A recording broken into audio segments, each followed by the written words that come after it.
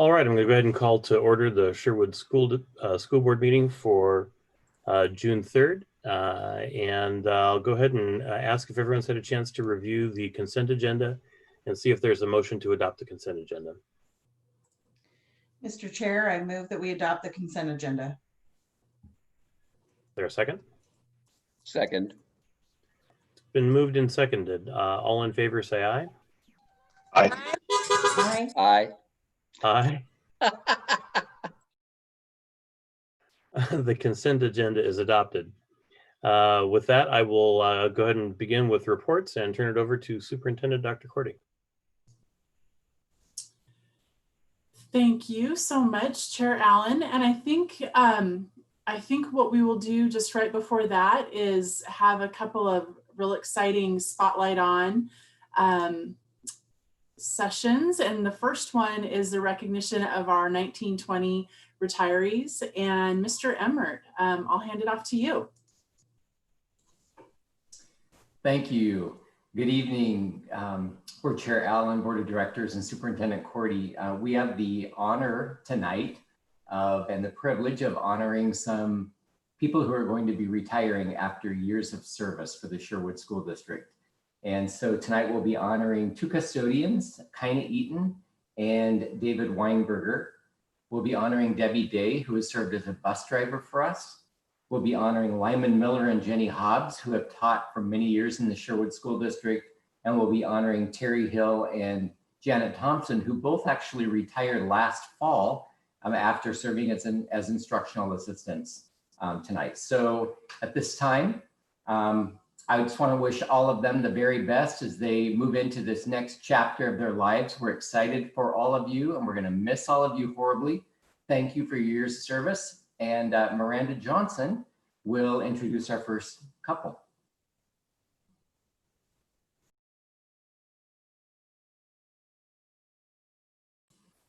Miranda Johnson, I will turn this over to you. Thank you. Sorry, my custodian was in here and I was trying to let her know what was happening. Good evening, Board Chair Allen, Board of Directors, Dr. Korte. Tonight I have the great honor of speaking on behalf of our beloved Terry Hill. Terry was hired in August of 2001 as a SPED IA at Archer Glen, and in 2006 she transitioned to a general education IA position. When Edie Ridge opened in 2009, Terry joined the group that opened our new school, and she was a part of our Ridges Wolfpack until she retired in November. Terry was one of the first IAs that I worked with when I was hired at Archer Glen. From the first day I met Terry, she had a big smile to share and was so willing to help me out in any way she could. She supported my first grade reading groups and was always there to help problem solve if I needed anything. That didn't change when I moved to Edie Ridge, and I quickly learned here that Terry is also the keeper of all answers to any question I had about the workroom or the laminator. When visiting with staff about Terry, they had the following things to say. Terry loved the kids and the kids loved her back. Sherwood School District was fortunate to have such a dedicated, kind instructional assistant. Her absence is already felt in our building. Terry has always been fun to work with. Even when things are tough, Terry has a way about her that makes you feel good. Regardless of what type of conversation I had with her, she always left me smiling. She cared about the kids and made them feel special too. Terry always made a point to say hello to students and staff. She was always willing to lend a helping hand whenever it was needed, and she was thorough and always made sure to get the job done right. Terry was my go-to person whenever I needed help in the office or needed to get word out to staff in the building in a quick and professional manner. She was always ready and willing to help.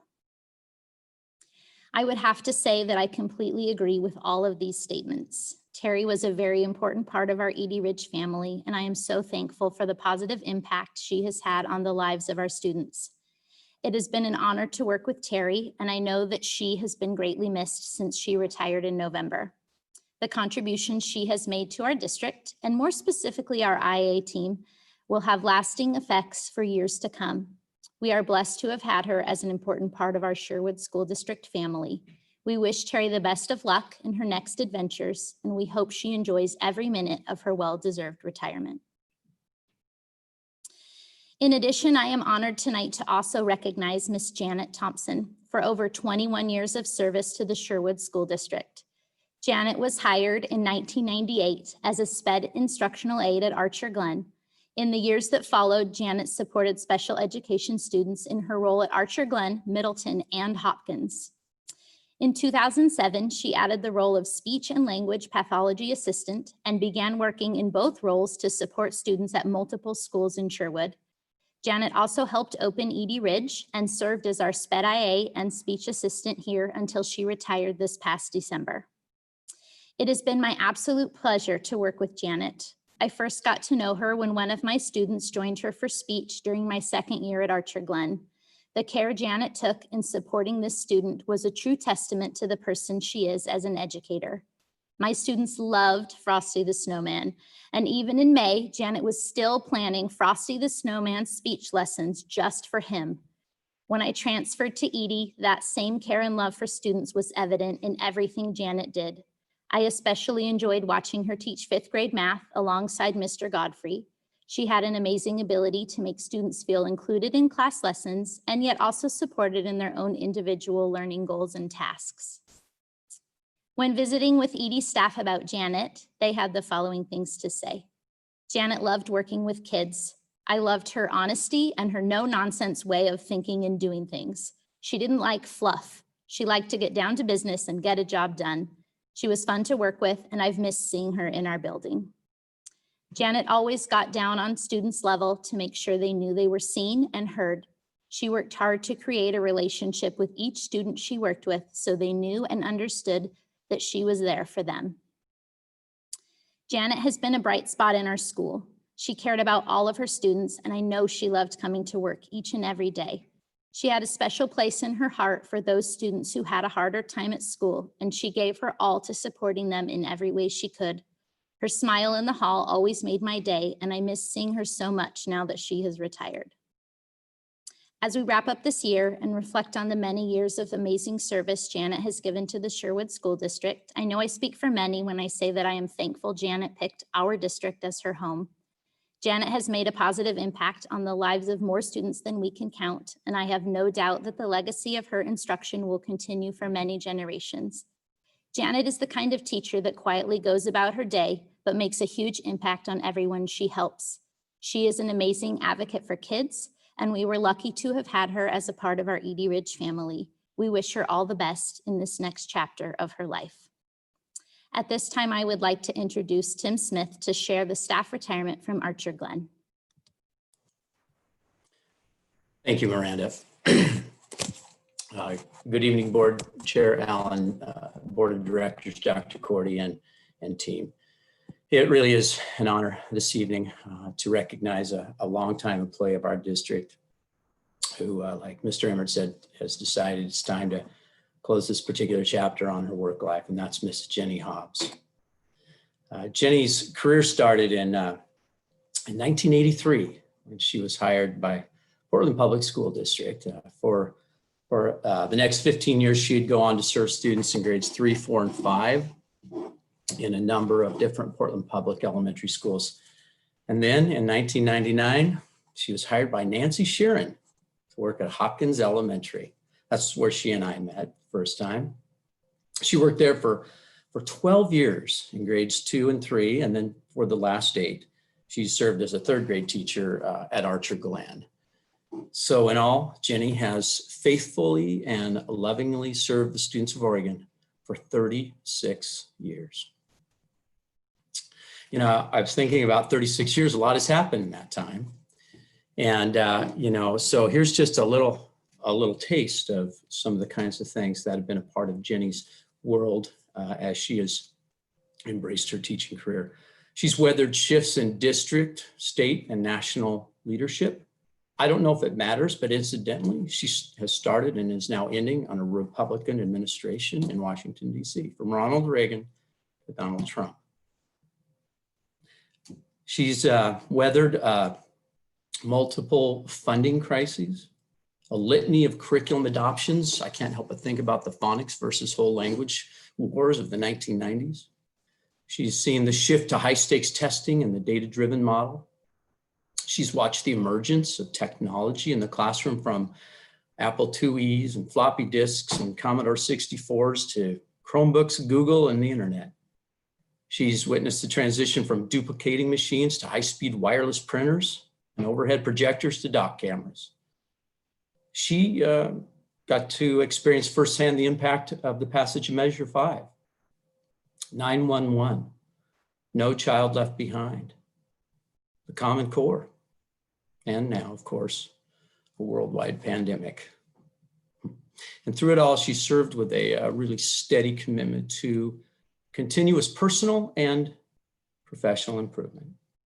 When I recently asked Jenny's current colleagues to share just a few key qualities that they felt like really make her the special teacher and colleague that she has been over these many years, I heard things like, she is a strong and passionate advocate for her students. She's always willing to speak her mind. She had a heart for the underdog. She was always so authentic. She came to work every day with a positive attitude, and approached each day as new and as a fresh start for both she and her students. She was an extremely hard worker. She was one of the most kind-hearted people I've ever worked with. She was a mentor to all and a humble learner even to the very end. Jenny faces her new beginnings with her best friend and husband, Stan, who himself is relatively new to retirement. They anticipate becoming more active in their service to family and church, and I won't be terribly surprised if I see either or both of them volunteering in our schools. And I can say this with some level of confidence because I know that this has been more than simply a job for Jenny. It has been her calling, and she has been on mission as she has shared her gift of teaching and building relationship, one person at a time. Jenny, I know that this year has ended in a way that none of us could have imagined. And I also know that in spite of this unusual time, your work over the past 4 decades is in no way diminished in the eyes of the hundreds of students who've had the privilege to sit in your classroom and call you teacher. On behalf of all of your students, their families, your multitude of colleagues, and your friends at Archer Glen, thank you for blessing us with your head, your hands, and your heart. We wish you all the best in your future endeavors. Thank you. And now I will turn it over to our transportation supervisor, Sandy Miller. Good evening, Chair Allen, members of the board, Dr. Cardy. Thank you so much for allowing me some time to honor our longtime bus driver, known to us at SIPL as DJ. I just want to point out before I get into my speech that she is looking like she is in the lap of retirement right now. She's sitting on her front porch outside her log home where she's looking like all of us would like to look when we retire. I was so disappointed earlier this year when DJ came to me and said, you know, my husband's retiring at the end of this year, and she had been telling me since I've been here that when her husband retired, she was going to retire with him. And she said, I'll be here for the year. And then shortly after the school year started, she said, you know, I'm going to stay till the end of the year, but my husband retired early. And so I was holding my breath all year that I would keep her. So DJ has been with the district since January of 2013. For over 7 years, she has ensured that students get to and from school safely. For the majority of her time here in Sherwood, she has had a route transporting students from Hopkins Elementary, Sherwood Middle School, and Sherwood High School. I have enjoyed watching her grow in her skills as a driver, and I have seen so much growth in DJ since I have been here. It's been amazing to watch. She worked so hard to build relationships with her students. She knew their names, and in many cases, she knew their interests, just to help them feel more comfortable on the bus. And when challenges did arise, she worked diligently with school staff to work through it and help students be successful on the bus. And she always approached any issue that there was on the bus with that attitude. What can we do to help the student be successful on their bus ride to and from school? Her care for her students was something I noted time and time again. I remember earlier this school year, I believe it was, she had a little guy she was just struggling with so much, and she just worked so diligently to make him successful. She enjoyed interacting with the kids on sports trips and other activities. She liked to take trips. We've actually tried to talk her into sticking around to do some trips for us, but I'm not sure we've been successful at that. I know that she and her husband are looking forward to working on their log home, going on trips, and taking out their teardrop trailer that they made themselves. We will certainly miss her amazing smile, her tie-dyed clothes, and that conductor hat at transportation. I wish her a fabulous retirement. DJ, we're gonna miss you so much. All right, I now introduce Mr. Ken Bell to present his retirees. Thank you, Sandy. Good evening, Dr. Cordy, Board Chair Allen, and directors. I have the honor tonight of presenting three outstanding and very thankful for the three employees that I get to present to you tonight. First of all, I would like to present to you Dave Weinberger. Dave has served as a custodian for us for most of the last 10 years. He served 5 years for us from 2010 to 2015, and then moved to be closer to his son, and then moved back to the area in 2017 and began working for us again. Dave has worked in all of our schools as a sub, and also quite a bit of time at the high school, where I got to know him very well as the high school principal. Dave also spent some time this year subbing and working at Hopkins as our daytime custodian, which Dave highlighted as one of his favorite memories. He loved interacting with all the students, and he found that they asked a lot of questions, but he kind of liked that. And one of his highlights was when him and his wife went to the reading night, and he was able to read to students and interact with them in a different way. The great thing about Dave and what his fellow coworkers talk about is he always has a smile. He's always willing to help out, and he's so friendly. And I always found him that way, that every time I talk to him, we have a great conversation, and I'd leave with a smile and he'd leave with a smile. And I can't think of a better interaction to have with someone where every time you interact with them, you both leave with a smile. And that's what I will remember most about Dave and appreciate about his willingness to be a team member and always to bring a positive outlook to it. So Dave Weinberger, thank you very much for your time in Sherwood. It's greatly appreciated.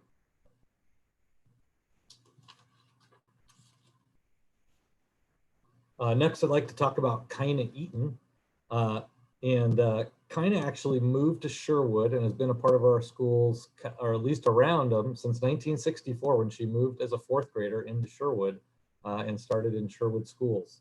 She has spent the last 25 years serving Sherwood schools in a custodial role, starting out at Archer Glen, then moving to Hopkins, and finally the last 10 years or so as our head custodian at Laurel Ridge. And Kaina is one of those people who thinks every single kid in that school is hers, and she treated them as such. She treated them with love, with advice, and sometimes a strong word if that was necessary. And the great thing that Kaina's coworkers report about her is that she always made you feel like family, and she always had great advice. She has a couple sayings that she likes to share with you from time to time, and she likes to use those to give advice to her peers, and that's one of the things they all pointed out about her that they really appreciated. Kaina's favorite memory is really working all the years with all the kids and the interaction with those kids, and that's the thing she really enjoyed. The thing I really appreciated when I met with Kaina every couple weeks this school year was, first thing she'd always say is, "I love my job." And what a great way to interact with someone when they start out, every time you talk with them, with sharing with you how much they love their job. And Kaina has been a great resource to our district. She has a number of grandchildren, 3 grandsons that she's really looking forward to spending time with as she moves into retirement. And I got to be honest with you, I'm sure Mr. Emmert will share this with me, Laurel Ridge will not be the same. It might be fitting that Laurel Ridge will not be Laurel Ridge anymore without Kaina Eaton, because I think those two go hand in hand. So Kaina, thank you so much for your service, for everything you gave our district. over the last 20 years, 25 years, and good luck in your retirement and spending more time with your kids and grandkids.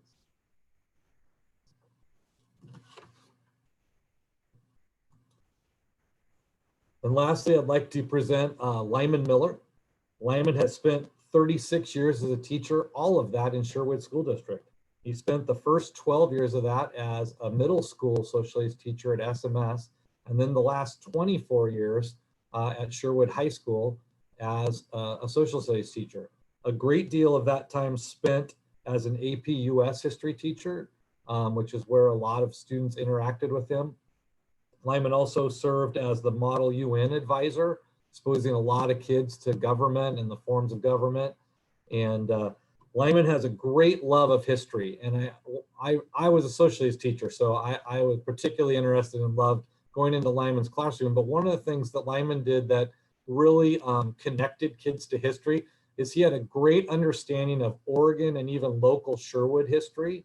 And he was able to connect large historical events like why dams were named a certain thing or why highways were a certain way, and relate them to local events and local people and local history. And it really made history come alive in a way that I think excited students and is honestly one of the reasons why they had success, whether it be on the AP exam or going on to be citizens and activists in all different kinds of ways. And the thing I really enjoyed in working with Lyman, and I worked with Lyman for 7 years when I was the principal there, is that he just loves history.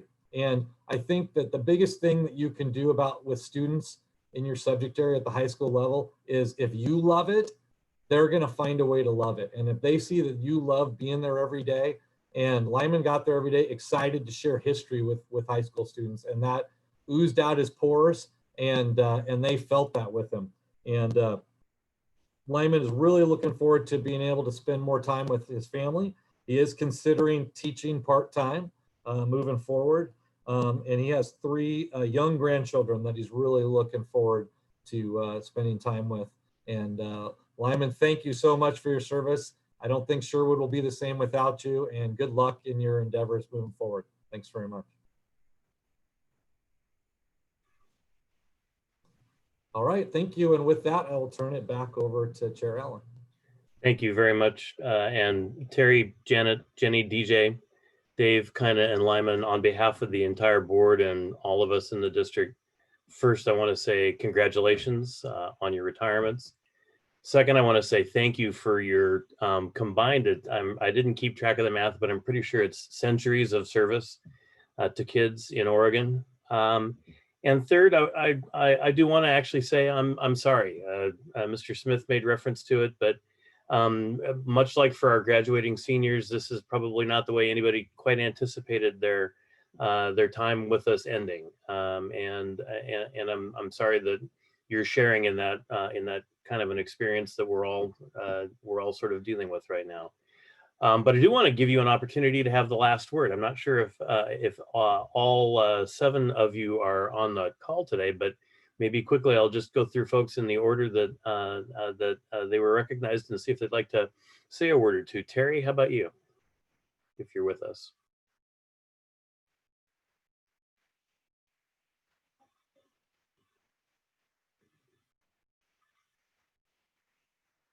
Let me check in with Janet. Would you like to say a word or two?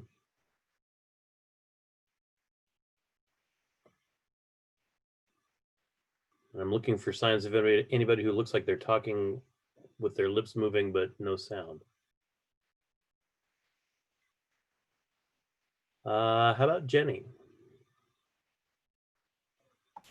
Sure, I'll say something. It's been a real honor and privilege to serve the Sherwood School District and to serve the children in all the years that I've been here. And it's been awesome. It's been a true blessing. I have to say, I over and over again, just every day talk about what a blessing it is to be in the school district. And I've seen a lot of changes in the district, and they've all been positive. So I appreciate all the hard work from the principals, from the board, from Superintendent Cordy. Thank you for truly making the school district, I think, the best district in the state. So thank you for allowing me to serve, and I appreciate the way that you've allowed me to grow and learn right along with you. So thank you so much. Thank you, Jenny. DJ, how about you? Oh yeah, I am blown away by how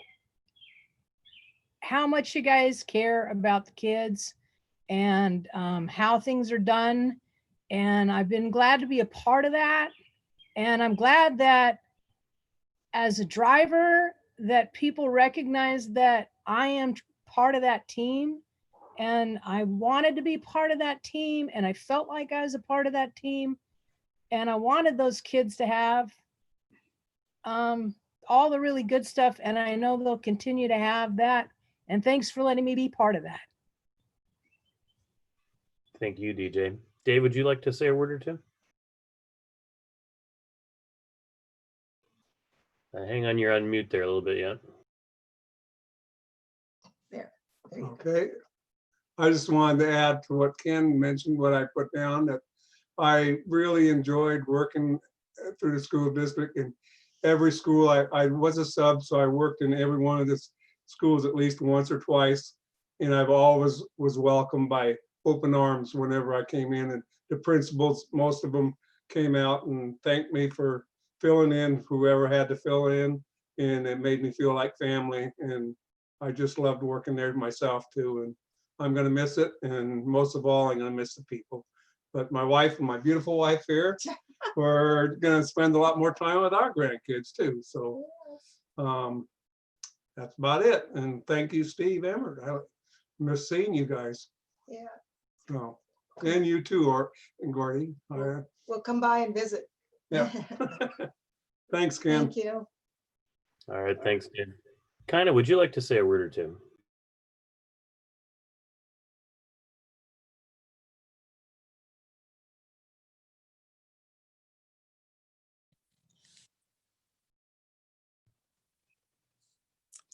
Hello?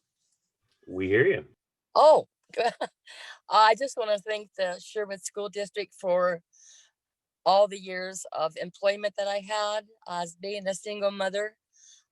It was God sent that I had found this job 25 years ago. I love Sherwood. I went to school here in Sherwood, and this is my home. And I just want to thank the school district for employing me and being so kind in many ways. It was never always easy, but I'm so grateful that the time spent there, and just I'm going to miss it so much, especially the children. I found that out the last couple of months as the kids have been gone. Thank you all so much for allowing me to work at this district. I have loved it, and I'm going to miss you all. And I just want to say how appreciated I am. Thank you so much. I appreciate it. Thank you. And we'll give the last word to Lyman Miller. You want to be careful giving the last word to a history teacher. So Ken, thank you for the kind things you said. You know, Ken Sutton hired me, Lori Cowan Lane's father, and we were about halfway through the interview, and he stopped me and said, I got 10 more people to interview, and I'm not supposed to tell you this, but I want to hire you, but I got to interview 10 more people. So I was very grateful. And honestly, when I applied, I'd come out of Sunset High School as a student teacher. Ken, of course, comes from Sunset. And I was not planning to be a middle school teacher. But I'm very glad that I spent 12 years down there. It made me a much better high school teacher. And I'm grateful for 36 years. It's hard to imagine it's been that long that I've been doing this. My grandmother was still living in 1984, and she'd actually been born in Newburgh. And when I told her I was going to teach in Sherwood, she said, oh, Sherwood, you know, that's a rough town. And I had no idea what she was talking about, but apparently Prohibition didn't end in Yamhill County till the early 40s. So if you wanted to get a drink and you lived in Yamhill County, you drove to the closest town in Washington County, which is Sherwood. And when I first was in the district, Sherwood was still a little rough around the edges. I think that's a fair way to put it. It didn't resemble the community at all that it is today. And yet I think people have been supportive. I've been able to grow this Model UN program. We've had 30 to 50 kids for 32 years doing that. And the AP program has been awesome. And I see Protus is on here tonight, who survived my AP class a couple of years back. Congratulations, by the way, Protus, for your graduation. So thank you. I'm not done teaching. I'm going to teach part-time somewhere, I think, but I think I'm done full-time. So we'll just see what unfolds. Thanks again. Well, thank you, and thank you all, and congratulations. We wish you absolutely all the very best in your retirement, whatever that's going to bring you. With that, I'm going to go ahead and turn to the next spotlight on, which is Sherwood Education Foundation grants, and I think I'm going to turn it over to Carrie Mullins and Associates.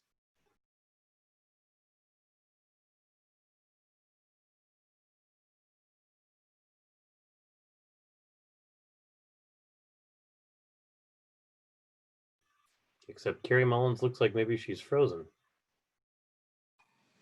Yep, this is Abby Hawkins. I'm going to pick up because I think Carrie just texted me that she got kicked off the call.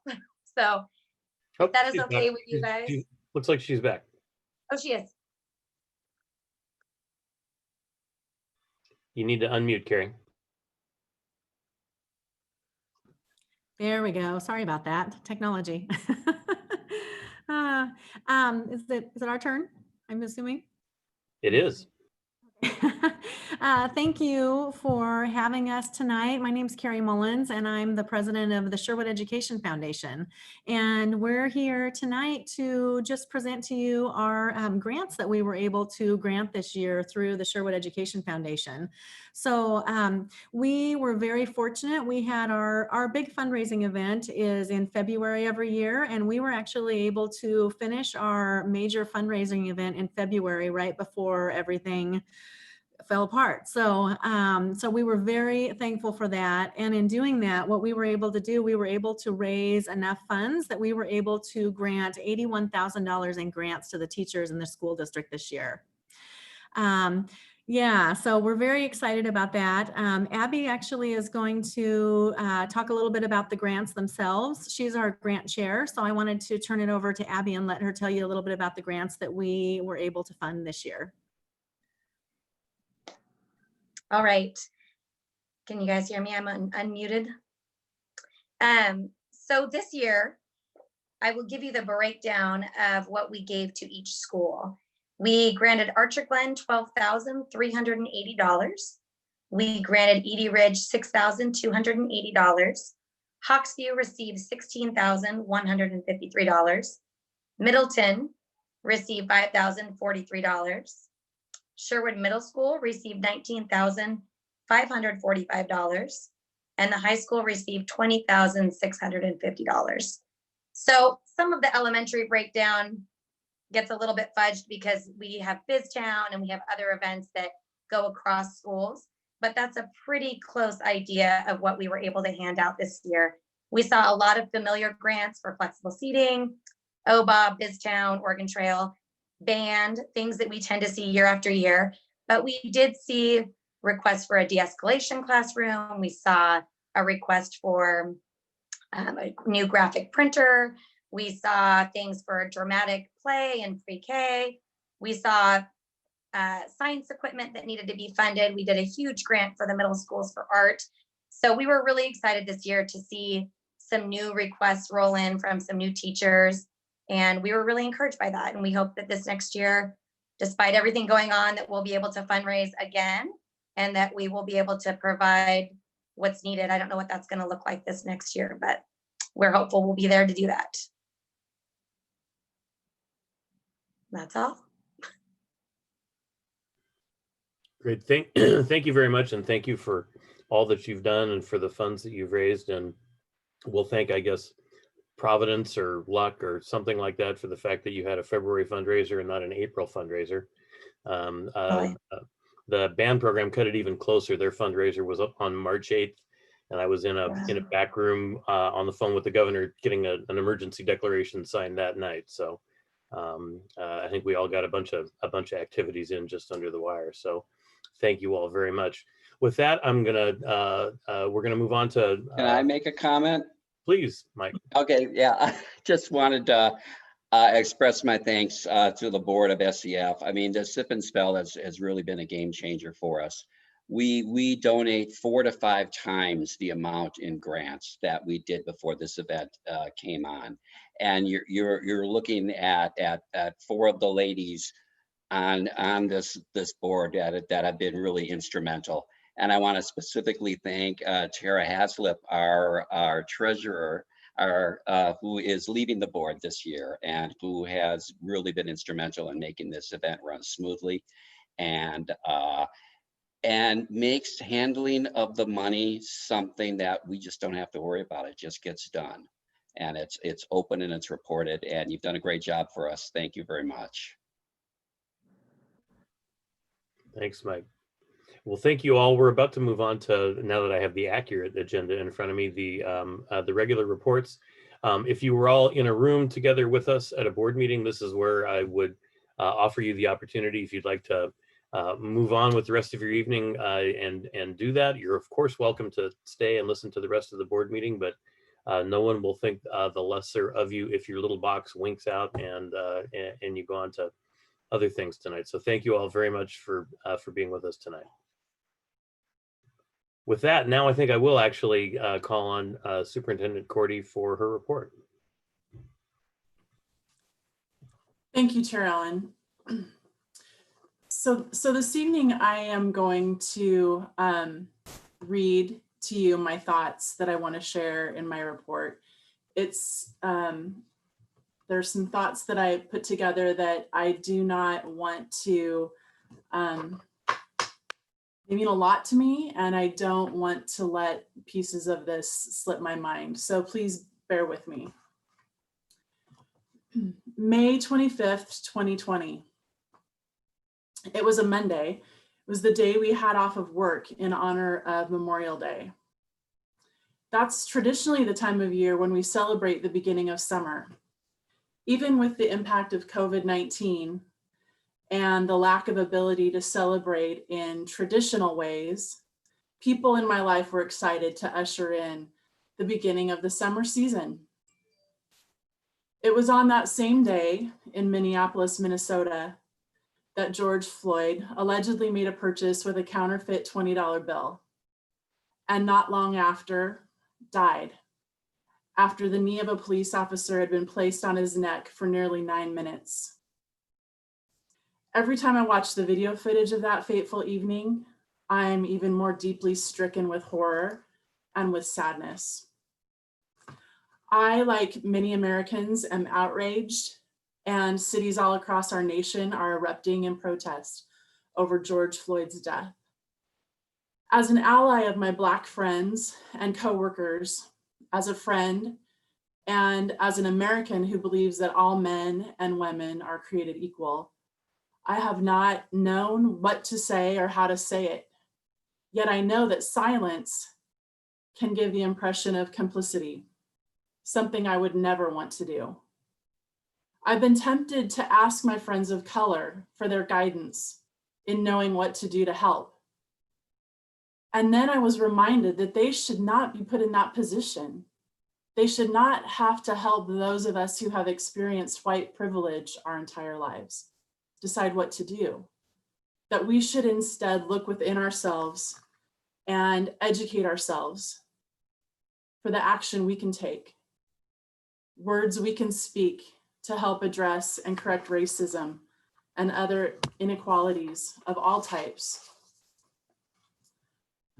Our students of color and their families, our staff members of color, should be able to live and work in our community and district and attend our schools without fear of racism, microaggressions, and other forms of bullying being directed towards them.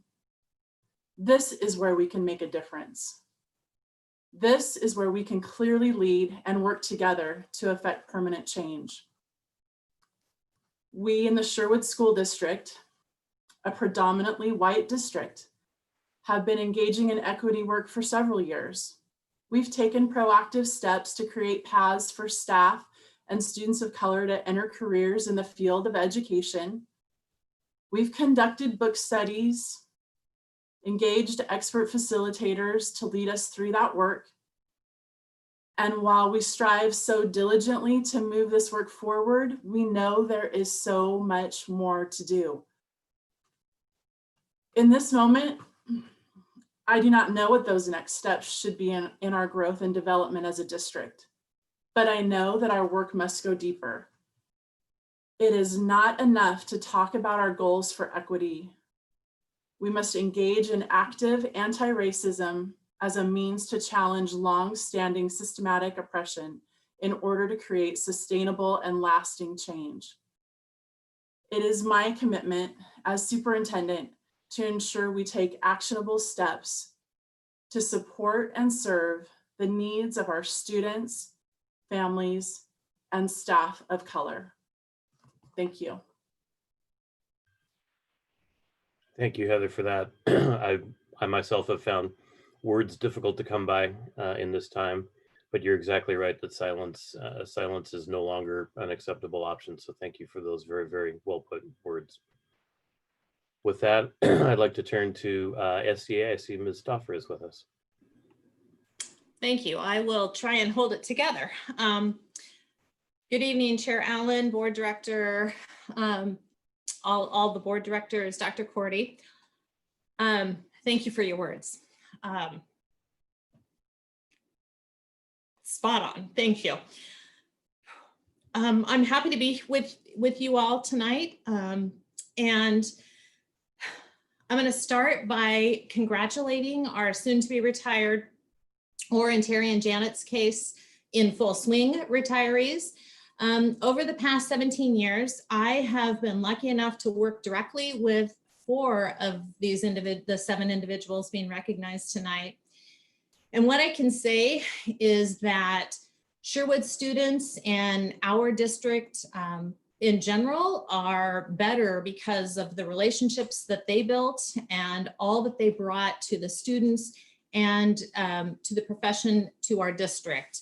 I thank them. They will all be greatly missed, and I just feel so privileged to have been able to work so closely with many of them. Tonight, I'd also like to recognize all of my SEA colleagues who throughout this closure have worked tirelessly in an effort to help their students continue to feel connected and safe while also continuing to learn. Our classroom teachers and EL teachers have worried an awful lot about their students, and in many, many cases spent far more hours than is typical each week converting curriculum and developing lessons that are suitable for the online platform and delivery.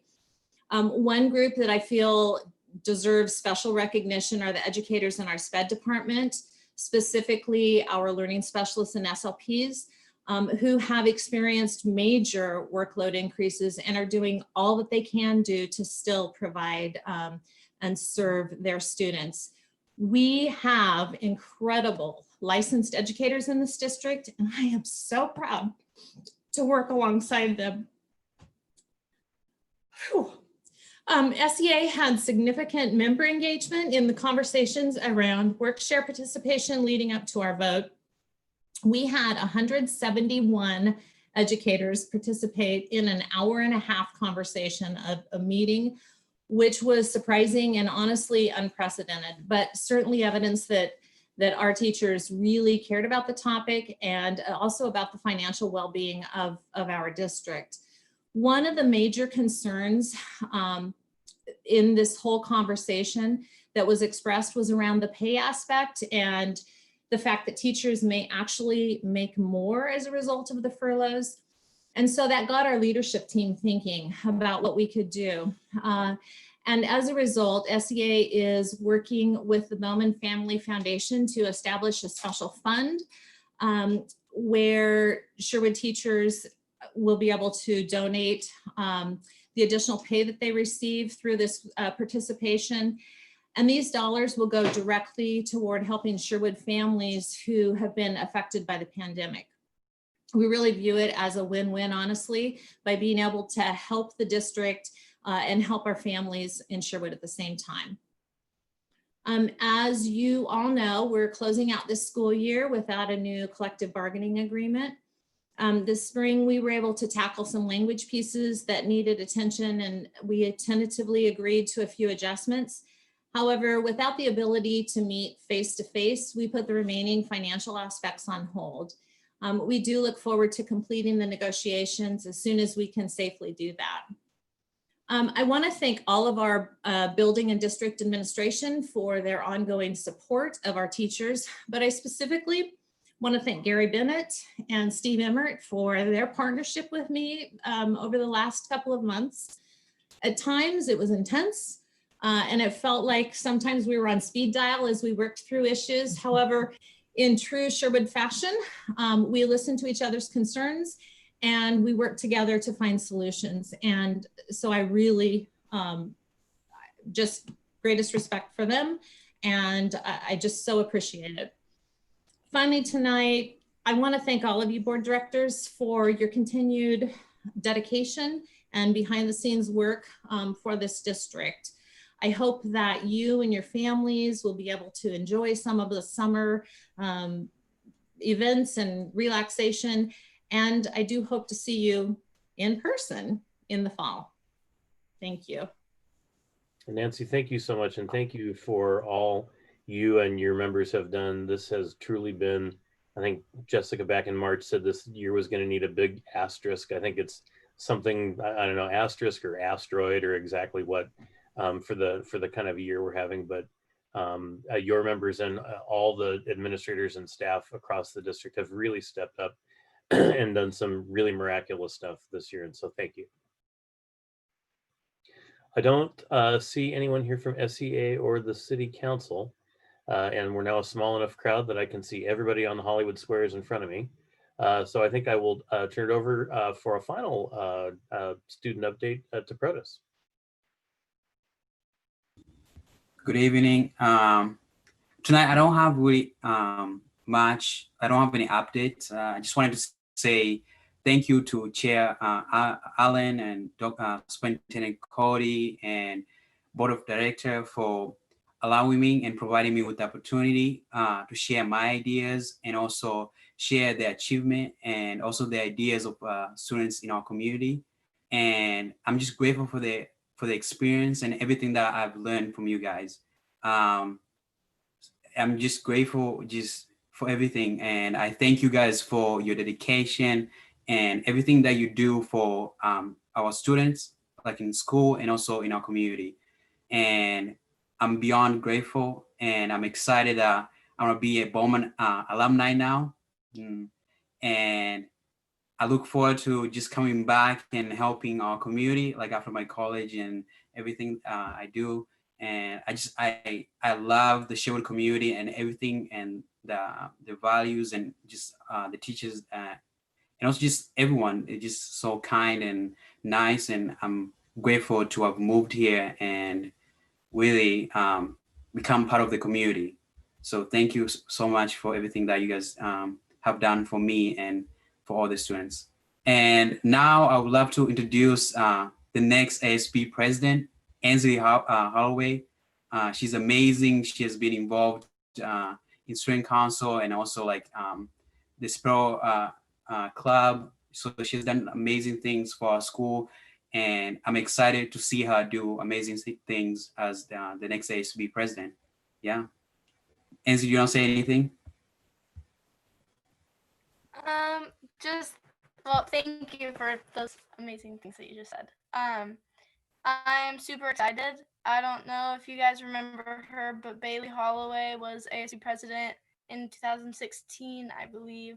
And I'm her little sister, so I have some pretty big shoes to fill. But I'm looking forward to it. I'm really excited. Yeah, so I'm just thrilled. Well, Protus, thank you for your time and service with us as liaison here to the board. Congratulations on your graduation. I look forward to continuing to watch and see what you accomplish in school and in life. And and I do hope to see you back in the community as time goes on. And Ainsley, welcome to your new role as liaison to the board. We're looking forward to working with you and having a great 2020-21 school year. So welcome. And with that, I think we're going to move on to our next topic, which is 5th and 8th grade promotions. And I'll turn it over to Mr. Bennett and Ms. Funderheide. Thank you, Chair Allen. Good evening, Board of Directors, Dr. Cordy.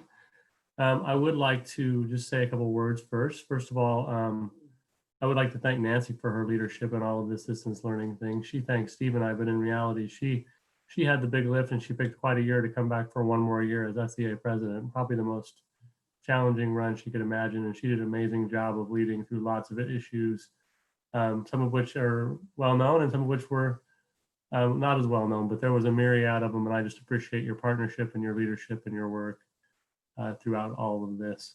I'd also like to give a shout out to all of our seniors who are graduating, some of which right now are going through graduation. And Protus, congratulations on your graduation and good luck at Gonzaga next fall. I hope that turns out to be as an amazing of an experience as I think it will be. So as you transition to college, we're also working to transition our current 5th graders into the middle school and our current 8th graders into the high school. We're in the early phases of that planning, still working on details, working to finish the year and have a lot of answers, but principals are working hard on this, working with other districts, and some amazing work is going on. Tonight, Mrs. Barron is conducting high school graduation, so I'll be presenting on her behalf, and some of the comments will be mine and some of I'll just read what she said because her words were powerful and I think worth including in the discussion because she took the time to write them up and I'd like them to be there. So on that note, I'm going to try to share my screen here without doing anything too crazy.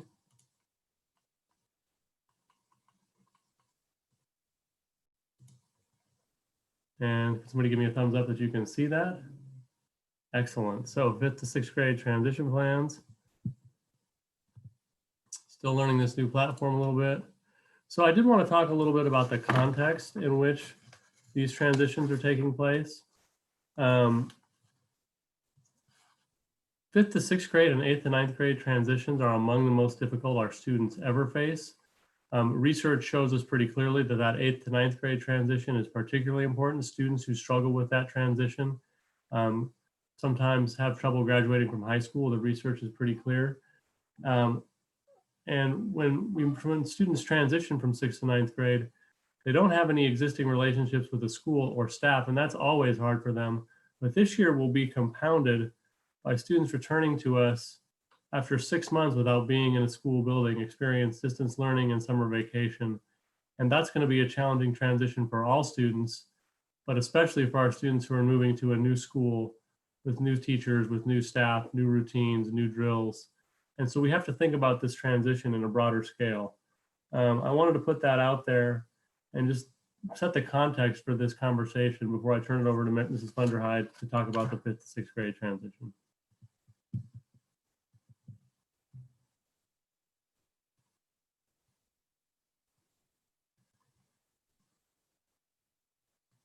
Mrs. Funderheide, can you?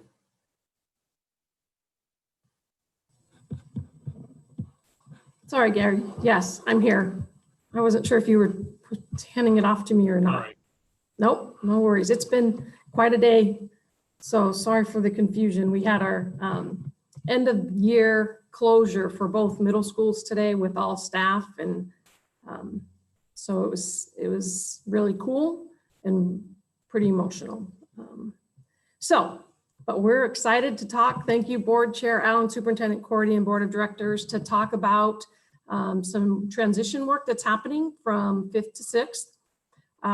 And really our objective with the transition plan for our incoming 5th graders is pretty straightforward.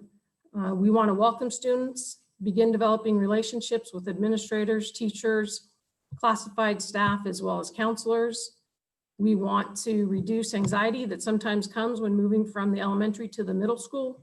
And a powerful way to do that is to have our 6th grade students, and sometimes it's our 7th grade students, share their experiences with 5th graders. And when they do that, they also include all the things that you can look forward to in middle school and some of the key differences between the two levels. And oftentimes what that sounds like is sharing about the elective classes that they get to take and meeting new friends while being able to keep some of your friends that you already had in the current elementary school, having multiple teachers. And I must say the one that always comes up is that the lunches at the middle school are much better. So some plans that we have put in place was before the school closures came, we had a pretty wonderful plan in hopes for a smooth transition. And we're doing our best at this point to adapt and implement new plans that will hopefully accomplish our objectives from above. There's been communication from the middle schools to each of the elementary schools. We recently created a communication plan for families that included a video of myself introducing me as the principal and welcoming our fifth graders, and also talking about things that they could look forward to. We had some of those students create videos, as well as our counselors, and our counselors have already identified by alphabet who the students that they will be supporting, while at the same time recognizing that they're always accessible to all of our students. So I think that is nice for families and students to know that and have that face to a name and a point person even at this point right now. We've completed our typical transition meetings where learning specialists and counselors meet with the elementary teams to create plans together as the students come and move into sixth grade. And then we also have another team that meets to discuss other students that may need extra support from 5th to 6th grade and have those plans in place. And those will be communicated to teachers in the fall. And then most recently, students have finished forecasting and we're beginning to put the schedules together. And our counselors have been working really closely with as well as our registrars with the 5th grade teachers directly. So in terms of planning for the fall, the work that we'll embark on this summer is planning on the transition from distance learning, as well as the summer break as we move into the fall, and how we will be purposeful in supporting the students upon their return, keeping in mind that we may very well need to adapt to distance learning, a hybrid model, and/or brick and mortar. And how will this look in our new large comprehensive middle school? I just want to say we understand the importance of this work and we're working to ensure that we make it happen. And I also want to note that this will be important for all of our students, not just our current 5th graders, but also our current 6th and 7th graders. We will also during that first opportunity with students, we'll share the information about the teaming model and what that means for them relative to their small group of teachers and their student cohort. And then along with that just goes information, the logistical parts of the operations of school, such as arrival, dismissal, becoming familiar with the building, procedures, fire drills, lunches, and so on, just to name a few there. One of my hopes is that we're able to allow the students and families to see the building and walk through their schedules, meet their teachers prior to school starting. Since we weren't able to have the parent nights and site visits in the spring, which was the plan for all of our current middle school students, we're hoping that we can address that in the fall in some manner. We also still, for the transition, still plan to have our 6th grade students have their own first day, where we'll include leadership students and possibly some high school students to attend, since our current 7th graders that will be 8th graders may not be very familiar with the building. And so working with the high school administrative team on how we can make that happen with some of their sophomores or juniors or seniors. So Ainsley, I might tap into you for some help on that as well. And then we'll also be focusing a lot on the social emotional as well as the academic aspects as we move from distance learning and the change that will mean to move into a brick and mortar in that larger building. And also being planful about how do we support students throughout the year and supports that are ongoing. So as you can tell, there's much work to be done, but I'm confident that we will get there.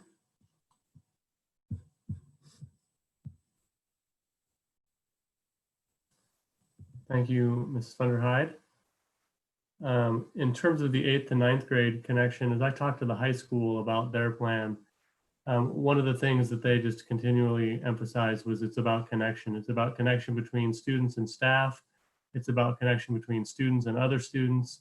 And it's about connection to the school through all those things that make high school fantastic, the clubs, the activities, the sports, things of that nature. And so looking for ways to do that in both traditional ways through the LINK program and in other ways that you'll learn a little bit about here. And we're still working to figure out now, or they're still working to figure out now.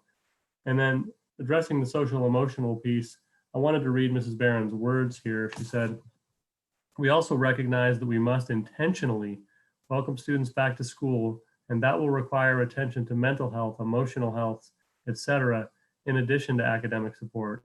We've thought about different ideas around different structures for the first week or two of school that allow for some thoughtful reflection and skill building for students, and we're still working out the details of what that looks like yet." So really thinking about this transition in a different way and really targeting that social, emotional, and academic piece of this transition, which we all believe will be really important for kids. The plans for spring, some of these have already occurred. The incoming freshman night and the high school staff meeting with incoming freshmen, fortunately, those were able to occur. Some of the things left for this spring, I'll read some of Mrs. Barron's words again. We had great plans for supporting the 8th to 9th grade transition prior to COVID. So now we're working as best as we can to adapt those plans and figure out how best to reach our students. We, Adam and Melissa, have been meeting the multi-district team of leaders for the past month or so to brainstorm ideas about this topic, which has helped, but honestly, we're not there yet. We don't yet have an amazing plan in place to ensure that every incoming 9th grader is connected to and has a preparation for school. But what is listed is what we're doing at this point. And we know we're going to have to continue over the summer and in the next year to make this truly able to support every student. Other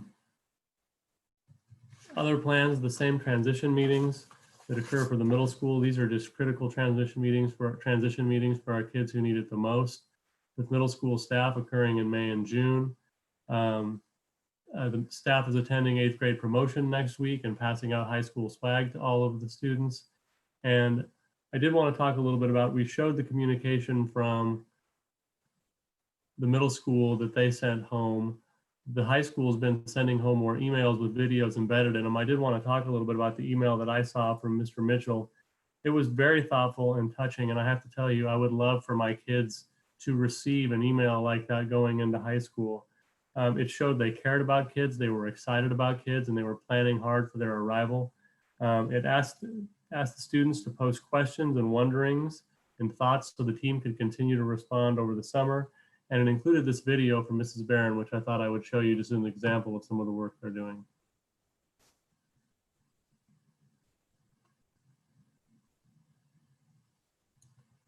Well, hello, class of 2024, our incoming freshmen. My name is Mrs. Barron, and I am the principal at Sherwood High School. And I wanted to send you a quick video just introducing myself and saying hello and welcoming you officially to the Bowman family. We are so excited to have you, and we can't wait until we get to spend time with you and get to know you and help you find whatever comes next for you after high school. So like I said, just wanted to say a quick hello. My friend, Mr. Mitchell, who is one of our associate principals, works specifically with 9th grade. And I think you all, I know you met him if you were at incoming freshman family night. And he is going to be sending out emails over the next few weeks and different videos and asking different things about you and from you. And so please, I encourage you to take the time to engage with those and learn about Sherwood High School and figure out how you're going to fit into our family. I know you will, and I know it's going to be such an amazing thing. We are so, like I said, we are so excited that you are joining us and can't wait to officially meet you and see you. So if you have any questions over the next couple of weeks, feel free to reach out to Mr. Mitchell or to myself, and we will do our very best to answer those questions. And I hope that the end of your 8th grade year is just amazing, and I look forward to seeing you really soon. Bye, guys.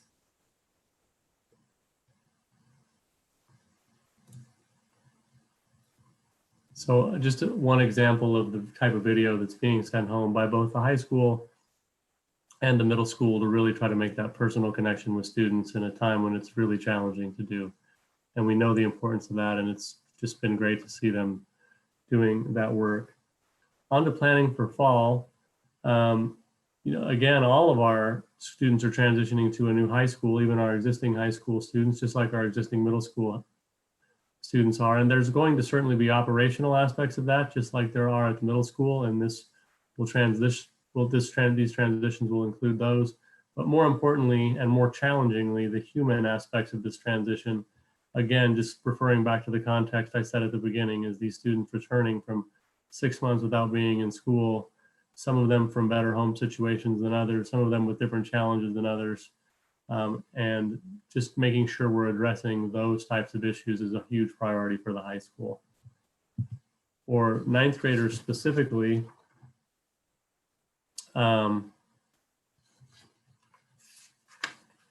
just again, focusing on those social emotional aspects of moving to high school, but also moving from a smaller middle school to a comprehensive high school after coming off of 6 months without school, really finding a way to do that. And that's been a big focus of the high school. As I've said, they'll still do their traditional link day, but they realize that whatever they do, one thing they've talked about is just targeted and ongoing support throughout the school year, that a one and done activity in the fall is not going to do it.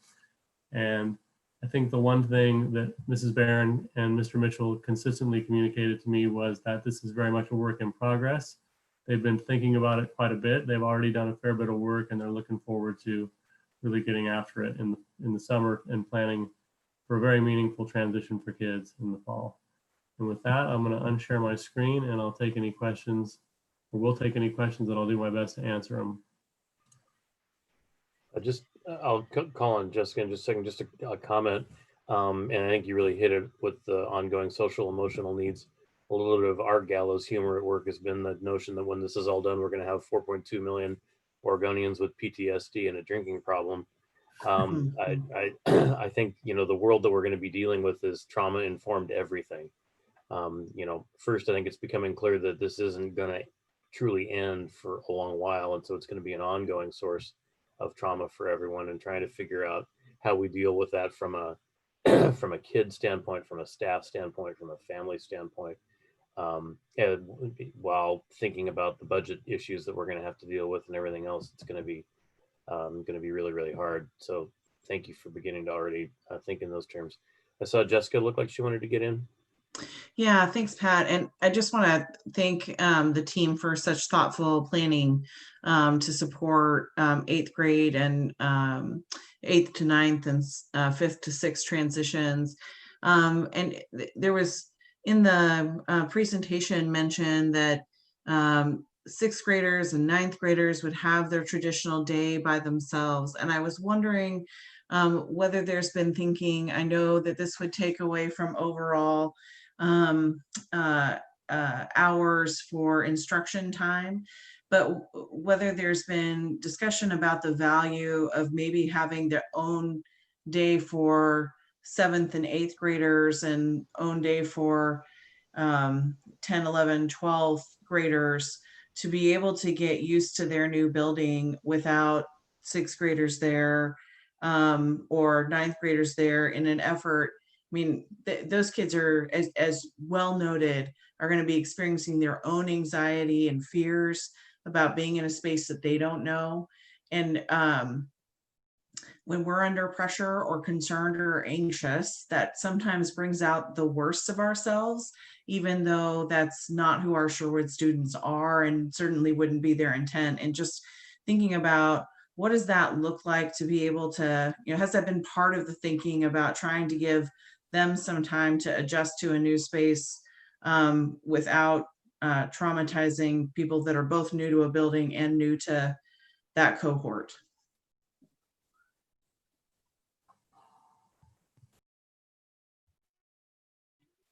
Did that make sense?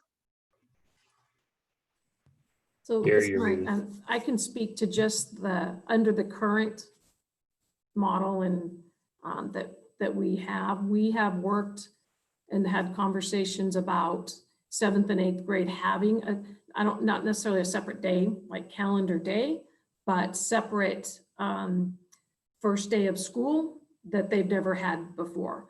And so we're in the middle of looking at how, and I think because of the structure of the building with the wings and their cohort of teachers, and by then the teacher teams will have been identified and the cohort of students. And so how can we really chunk and break that down and have the 7th and 8th? And we've actually talked, Jessica, about it being more than a day. We really believe that it's going to need to take a larger chunk of time. We typically don't run a normal schedule anyway to do some of these things.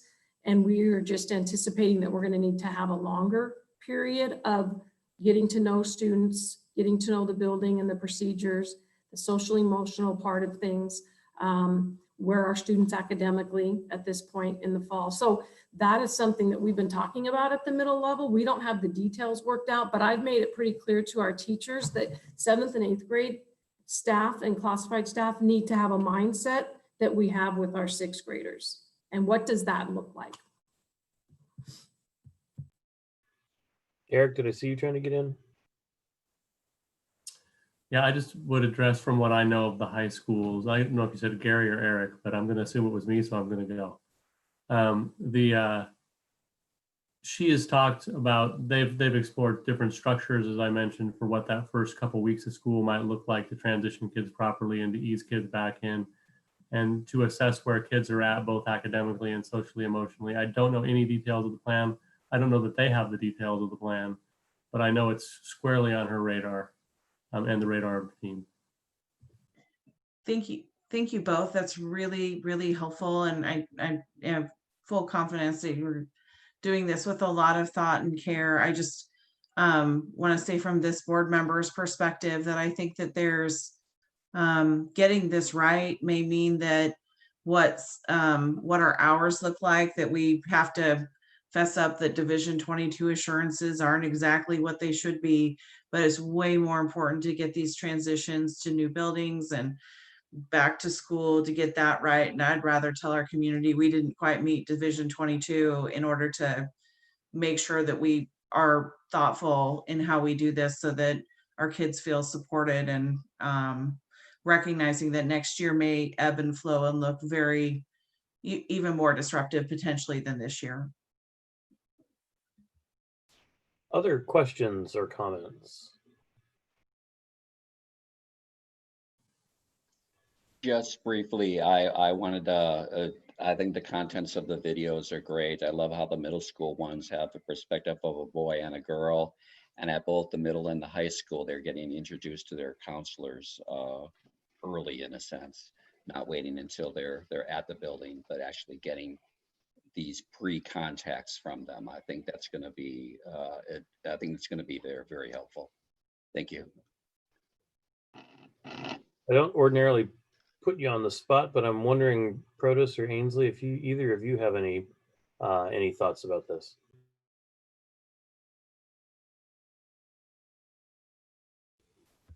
I think everything the teachers and the principal and what they're doing, I think is very good and very thoughtful. And yeah, I don't have anything. I think everything they're doing is great. Ainsley, do you have anything you want to share? I really like the idea of bringing in high school students to help the transition for the middle schoolers. Just because we know a little bit more tips and tricks around the high school. However, I am concerned about the construction because we don't really know what's going on there. But I'm sure if they got like a tour before they talk to kids, that would solve that problem right away. I think that it's really good that you guys are focusing on anxieties, because especially right now, going back to school in a brand new building is kind of terrifying. So as of right now, I think that sounds really good. Any other thoughts or comments on this topic before we move on? I just want to thank middle school and high school team for being as far along as they are with transition plans. Here we are in early June of what's been the wildest ride I've seen in education the last few months. And not only finishing out this year strong and doing amazing work around promotion ceremonies and graduation ceremonies, but also already thinking about next year and really what that looks like for our kids, and that long runway will make a big difference in how that looks. And finally, I just wanted to, speaking of transition, I was fortunate enough to be invited to the last staff meeting at Sherwood Middle School today to bring closure to that school. And I was very touched by what was said and by the way that meeting was handled. And Marianne, I think you did an amazing job of bringing transition for your staff. And for some of them who've been there 30 years and taught in that building up to 35 years for some. And to bring closure to that is just as important of a transition for them as it is for the kids. And I just appreciate being a part of it. And I think you did a really amazing job of doing that. I just want to echo that, Marianne. Thank you so much for including Gary and me in those transitions. It was such a cool event just to be a part of. And I just can't thank you enough for letting me be there.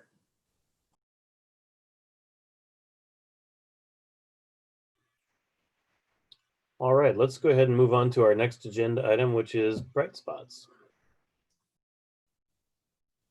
All right, thank you. While I have the mic, and before we jump into some really great examples of bright spots, I just want to say two thank yous. So, Nancy, this is the last official meeting of the school year, and I just want to say on behalf of our team and truly the larger district, how much you as a person and as a leader are valued and appreciated. We really, you are an amazing partner, an amazing colleague, and our team just is very thankful for you. So thank you for your diligence, your open-minded approach to all things, for your leadership, your sense of humor. So thank you. And I know it's been really hard, and you've done an amazing job. And also, while I still have the mic, sorry, Chair Allen, Ms. Funderhide, I have heard some really amazing things about those staff meetings today.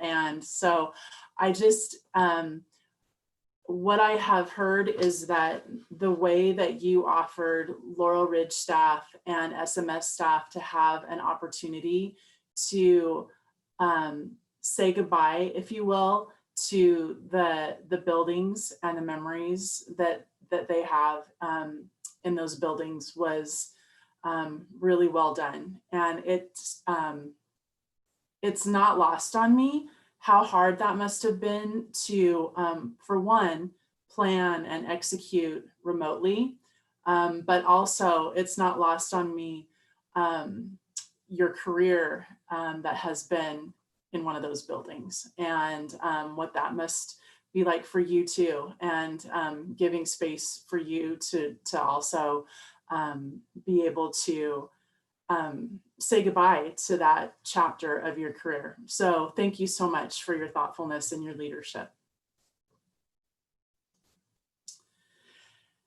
And speaking of bright spots, we have committed the last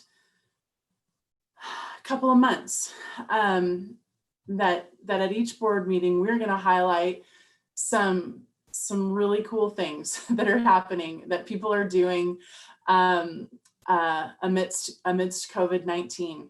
And so tonight, so this will be the last in our series. And so we are finishing up this school year and this series tonight with Mr. Bell, who's going to share from the facilities and operations perspective, Mr. Strutz from technology, and Ms. Andrag has some little bit of miscellaneous bright spots to share. So with that, Mr. Bell, I'll hand it off to you.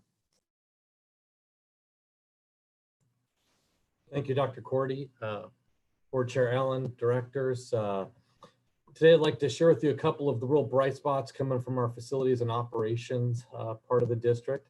The first one of which I just wanted to share with you that we, in the transition of our schools and transformation of our schools, with the purchase of new furniture at the new high school and the movement of furniture around, we've been able to get rid of the old style attached desk and chair, as that really doesn't fit the style of collaborative learning that we prefer to do. And it also makes it difficult to flexibly utilize classrooms. They take up a lot of room. They also aren't very comfortable. They don't fit all body sizes, and they just aren't really what we haven't purchased those in over 15 years as something that we do.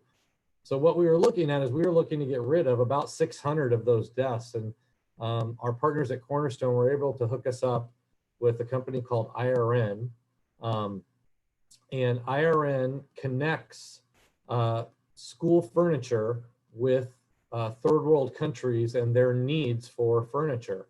And so we were able to connect with IRN and make a donation of our surplus furniture. So rather than trying to get rid of it at the dump or sell it for some bargain, we were able to donate it. And we had a crew of about 6 custodians who worked on it for 3 days, taking it out of classrooms and organizing it. And then on the last day, loading it into 3 different containers that were immediately shipped, sealed and shipped overseas. And as you can see on the next slide, those 600 units were divided up, and the majority of them went to Burundi and the rest went to the South Sudan. And so they went to school facilities to help schools in those third world countries. And so just kind of a really positive thing that came from that, as well as great work by our custodians who we originally planned to pay some movers to do this. And we realized with the COVID situation and a surplus of custodians with a lot of our buildings torn up, that we were able to do this work ourselves. And so without any real expense, we were able to donate these and benefit some third world countries and students around the globe, and something that we were really proud of. That's really awesome. We still have that we're going to do the same thing from the furniture at SMS. We're just waiting for the new high school to be finished. We'll move the contents that are going over from the current high school and the Laurel Ridge and SMS furniture that we're kind of mix and matching to get what we want. And then whatever surplus is left, we'll be making a second donation at the end of July of about the same number of units. It just will be different types of furniture to the same, to IRN as well. So. This is wonderful. Next up, I'd love to share with you about some other bright spots. This was a picture I took at SciPol one day when I was coming out, and it just rained, and so I had a beautiful rainbow over the top, and I thought it kind of signified some of the really cool bright spots that have come out of our team. I just shared with you some of the amazing things that our custodial team has been doing. Also, our maintenance team has really taken advantage of this time to really get back to filling in any of the deferred maintenance things that we could complete ourselves. And we've been able to do quite a bit of work with our maintenance team. And in fact, we're currently painting quite a few of the classrooms that weren't in our scope as part of the transformation at MST. And so I have a team of custodians and maintenance employees who are painting, I think, about 11 classrooms at MST, again, taking some of that work off of the bond and able to complete it with our own. And so kind of utilizing the time given to us through the school closure to take advantage and really create better learning situations for our students when we do get a chance to return. The other thing I'd like to point out is the great work of both our mechanics who have been able to get ahead, and we've been really behind on our bus maintenance just because we've been overwhelmed. We added a second school mechanic just a few months ago. And now with both of those, we've been able to make some great progress and really get after our buses. This week, we've had our bus drivers coming in to do the final sort of deep cleaning on their buses for the end of the school year. And that's been fantastic. And then the other thing I'd love to point out is the unbelievable role that our bus drivers have played in the delivery of meals. And we devised a really complicated plan a couple weeks ago, and I was skeptical whether we could pull that off because it was just really complicated and there was hundreds of meals being transported around. And how could we do that safely and sanitize everything and keep our employees safe and keep students safe? And our drivers have just done a masterful job of following that plan to the letter and delivering meals. And we've been delivering several hundred meals to students with the use of our drivers and some of our district vehicles. And I just wanted to thank them for their great efforts. And that's just been, I think we've really made a difference for a lot of kids and families in that. And our bus drivers have been a huge part of that. And obviously our nutrition services gals have done an awesome job of keeping that rolling. And we highlighted them last month, but just wanted to highlight our bus drivers and what a great job they've done in the delivery of those. So at this point, I'd like to turn things over to our Associate Director of Technology, Brady Strutz. Thank you, Ken. Good evening, Board Chair Allen, Board of Directors, and Superintendent Cordy. I'm so honored to share some of the many bright spots happening in the Technology Services Department right now. Our team of 7, Matt, Brad, Adam, Renee, Debbie, Rebecca, and Shane have gone above and beyond during this crisis to support the students, staff, and families of Sherwood. I want to hit on a few distance learning related items and then talk about our construction items as well. The first is our hotspots made it here and were deployed out to approximately 70 students and staff in the community. You know, we partnered with building staff and the Share Center to identify families without access to the internet.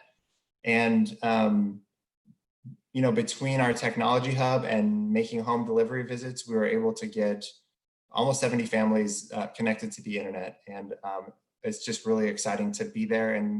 And it took a while due to some of the supply chain issues related to the COVID-19 crisis, but now that we're there, it feels really good heading into next year to have so many of our families' needs met. Another exciting bright spot has been our technology hub at Archer Glen.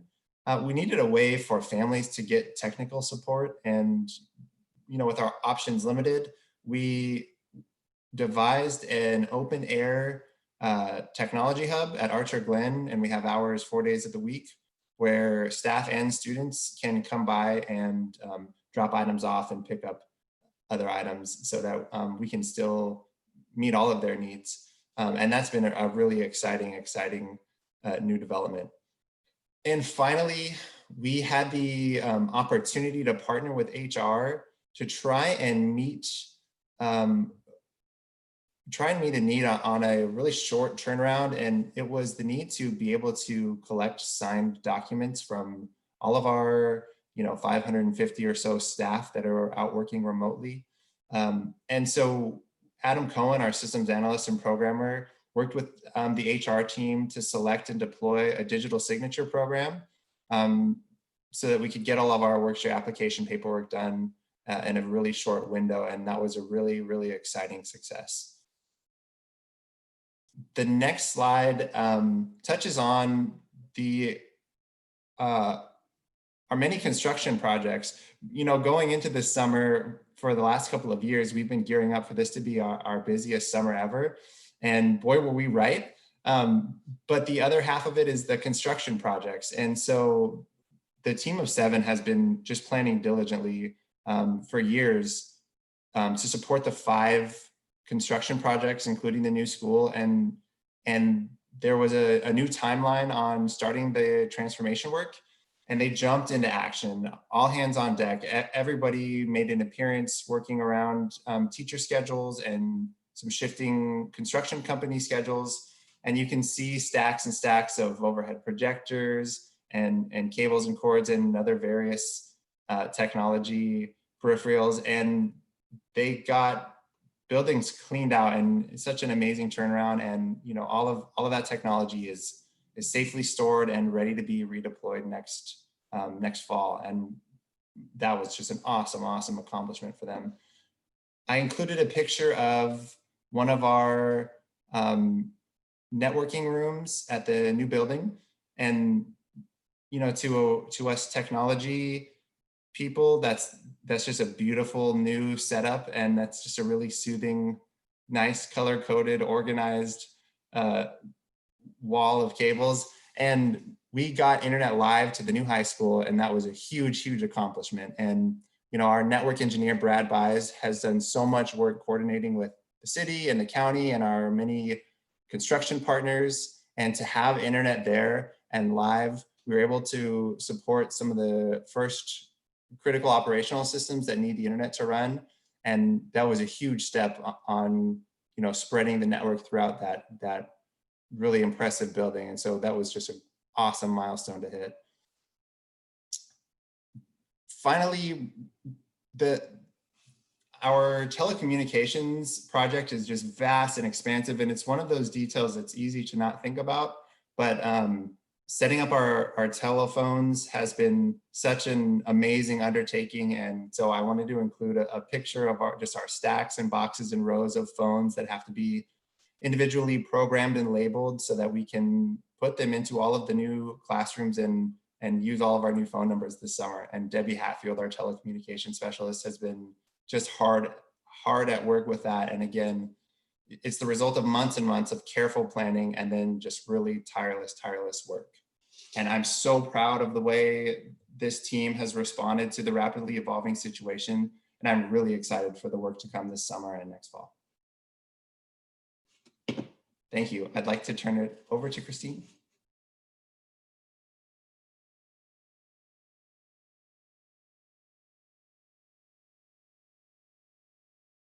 You need to unmute, Christine.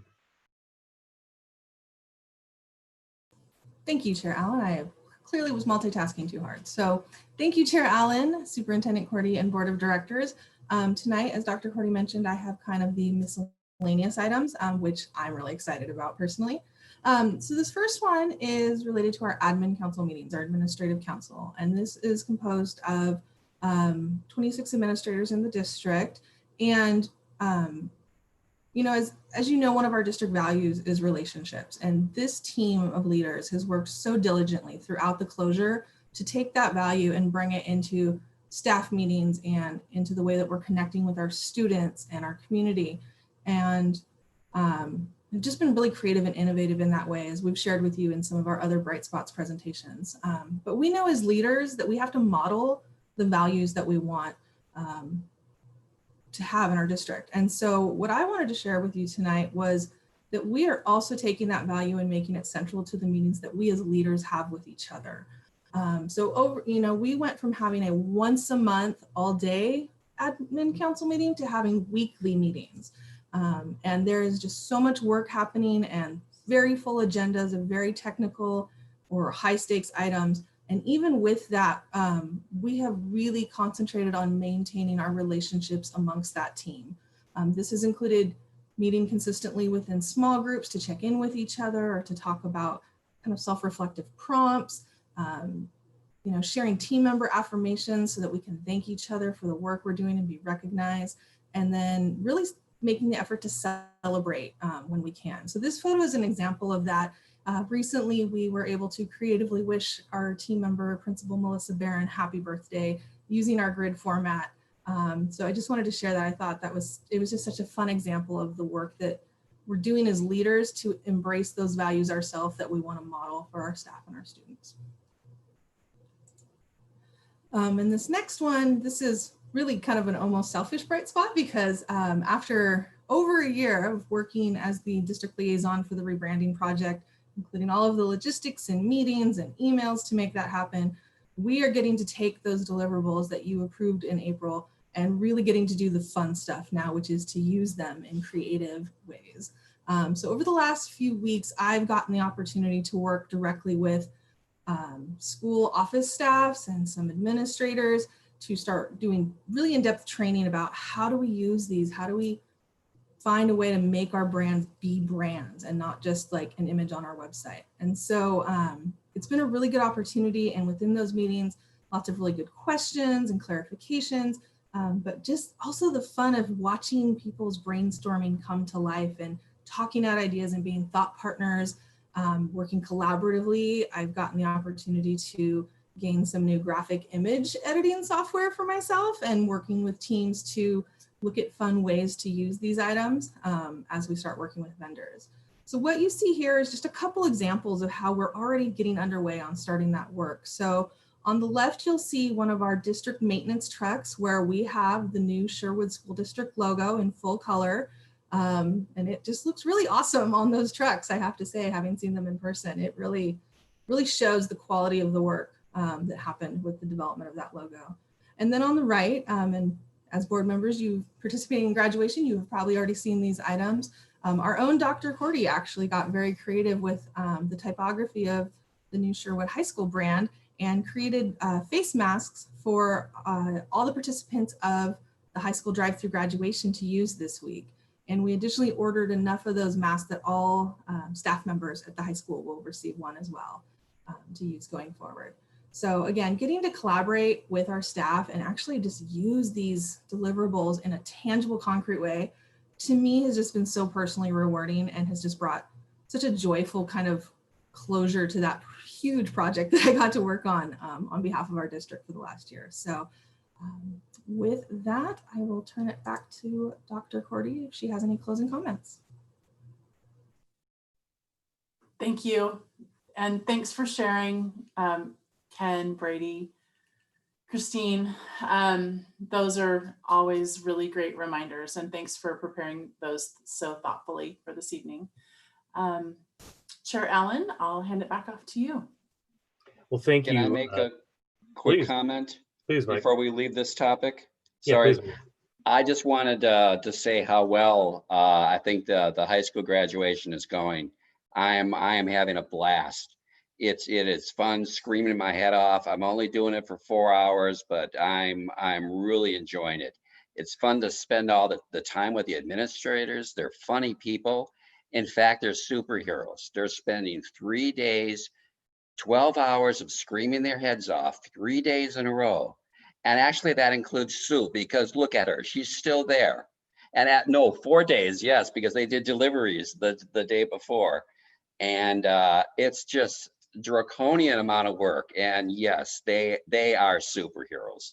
So it's been very, very rewarding. So please extend, I will extend my personal thanks, but please extend all of your thanks to them. They're doing a great, wonderful job.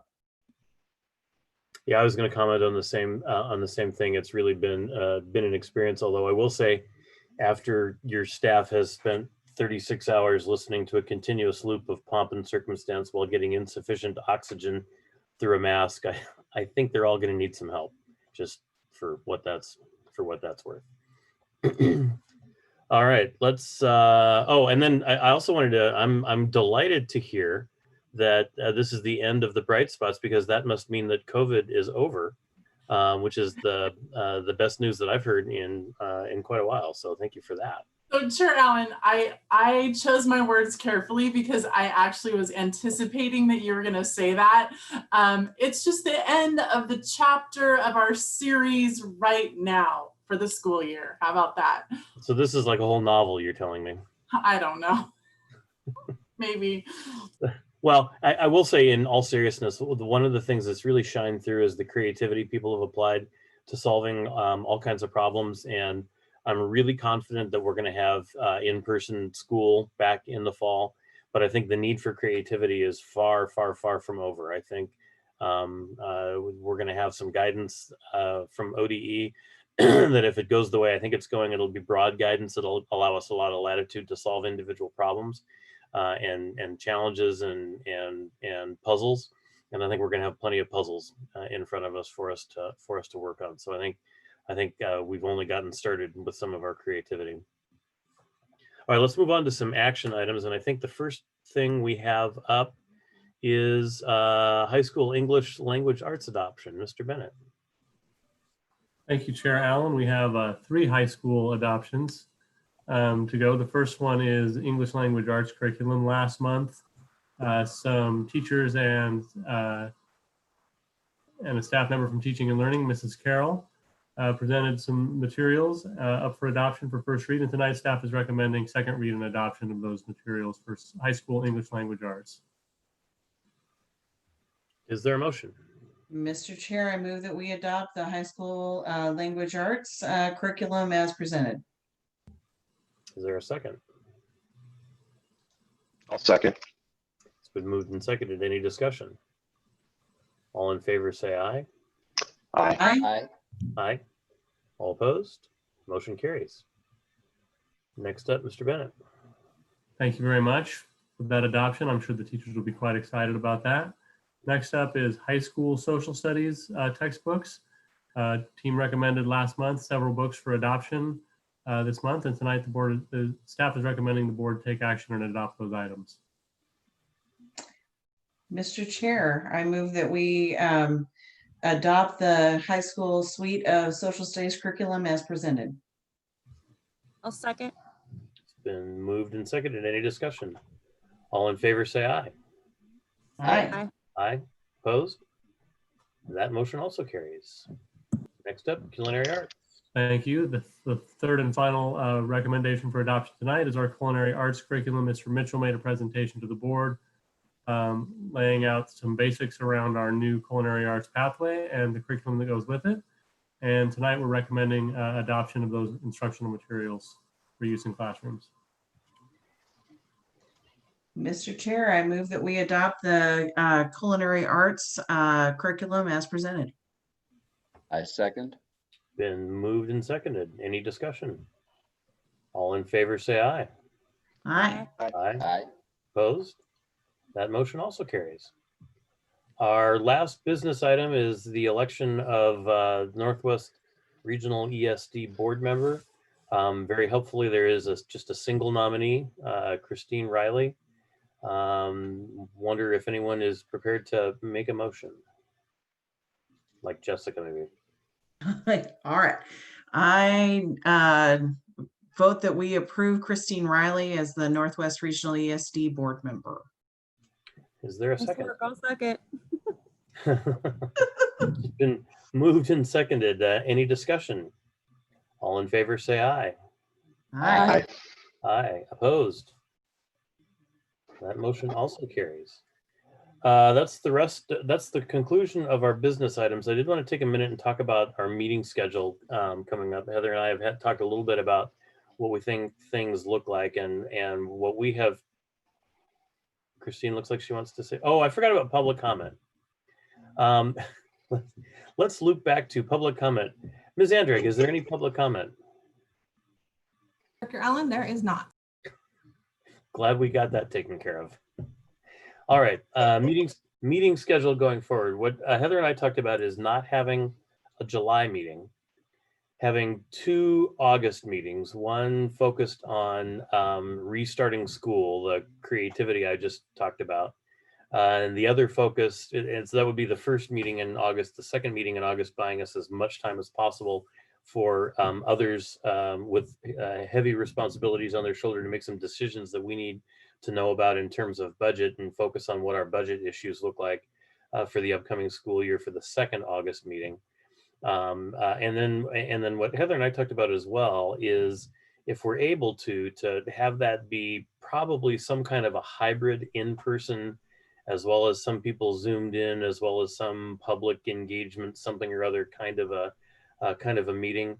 There's an executive order that expires between now and then that may or may not create some challenges for us around that. But what we both thought is as we invite our students and families and staff to come back to school, we think it's important that we also come back to school and not as a board, act like the only safe thing we can do is Zoom everywhere. Plus I'm getting a little tired of Zooming anyway. And we think with the public body gathering limitations and school the rules around that again, probably something of a hybrid of what we've been doing now would be easily feasible.